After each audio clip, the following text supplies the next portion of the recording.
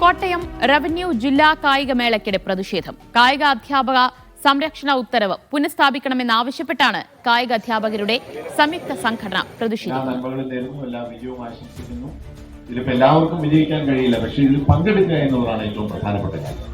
അതാ sportsman spirit. Sports meet open. Thank you. Josy Babu വിവരങ്ങൾ നൽകും. ജോസി, എന്തൊക്കെ ആവശ്യങ്ങൾ ഉന്നയിച്ചാണ് അധ്യാപകരുടെ പ്രതിഷേധം?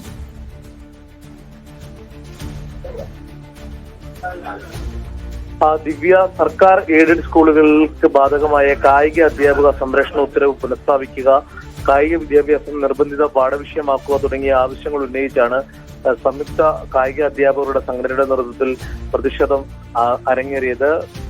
കോട്ടയം ജില്ലാ റവന്യൂ കായികമേള നടക്കുന്ന പാലാ സിന്തറ്റിക് സ്റ്റേഡിയത്തിന് അകത്തായിരുന്നു പ്രതിഷേധം. പിന്നീട് പ്രതിഷേധക്കാരെ പോലീസ് പുറത്തേക്ക് മാറ്റുകയും ചെയ്തു. എന്തായാലും മറ്റ് ജില്ലകളിലും സമാനമായ രീതിയിൽ കായിക അധ്യാപക നിയമനവുമായി ബന്ധപ്പെട്ടുകൊണ്ട് അധ്യാപക സംഘടനകളുടെ നേതൃത്വത്തിൽ പ്രതിഷേധം നടന്നിരുന്നു. ഇതിന് സമാനമായാണ് ഇന്ന് കോട്ടയത്തും പ്രതിഷേധം നടന്നത്. ദിവ്യ.